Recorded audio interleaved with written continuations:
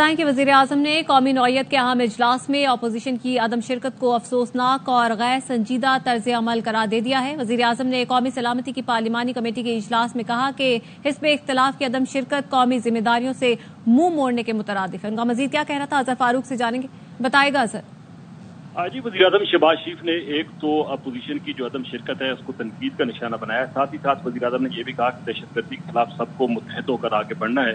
انہوں نے کہا کہ ملک کی حفاظت کی خاطر اپنی جان کا نذرانہ پیش کرنے والے فوجی جوانوں اور ان کے اہل خانہ ہماری طرف دیکھ رہے ہیں۔ انہوں نے کہا کہ بے نظیر بھٹو، بلور خاندان اور مفتی نعیمی سمیت سینکڑوں اہم شخصیات کی دہشت گردی کے خلاف جنگ میں لازوال قربانی ہے۔ انہوں نے یہ بھی کہا کہ دسمبر 2014 میں ثانیہ آرمی پبلک اسکول کے بعد میرے قائد نواز شریف نے پوری قوم کو متحد کیا۔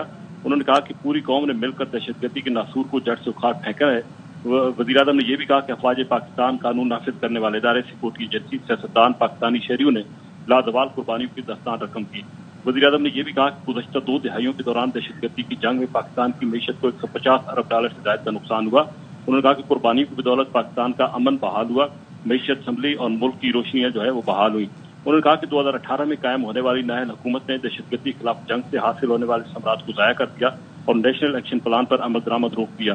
وزیر اعظم نے یہ بھی کہا کہ پوری قوم آج خمیازہ بھگت رہی ہے، وہ اس پالیسی کا نتیجہ ہے۔ انہوں نے کہا کہ پاکستان آج فیصلہ کن موڑ پر کھڑا ہے۔ انہوں نے کہا کہ دہشت گردی کو ایک مرتبہ پھر سے جڑ سے اکھاڑ پھینکنے کے لیے ہم سب کو آہنی عزم کا اعادہ کرنا ہوگا۔ وزیر اعظم نے یہ بھی کہا کہ دہشت گردوں کا اصل نشانہ عوام کا اتحاد ہے۔ انہوں نے کہا کہ حال ہی میں جعفر ایکسپریس پر دہشت گرد حملے کا افسوسناک واقعہ پیش آیا۔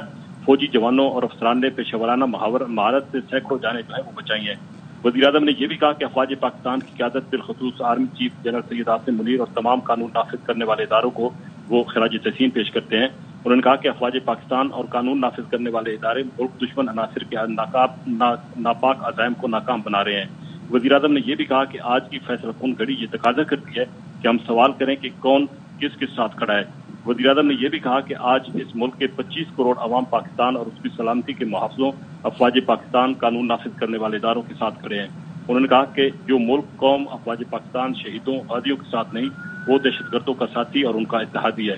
وزیر اعظم نے یہ بھی کہا کہ سوشل میڈیا پر نفرت انگیز پراپیگنڈے کے ذریعے فوج اور عوام کے مابین دراڑ ڈالنے کی مذموم کوشش کی جا رہی ہے۔ انہوں نے کہا کہ فوج اور عوام ایک ہیں، نہ ان کے مابین دراڑ ڈالنے کی سازش پہلے کامیاب ہوئی اور نہ آئندہ ہوگی۔ بہت شکریہ اظہر فاروق۔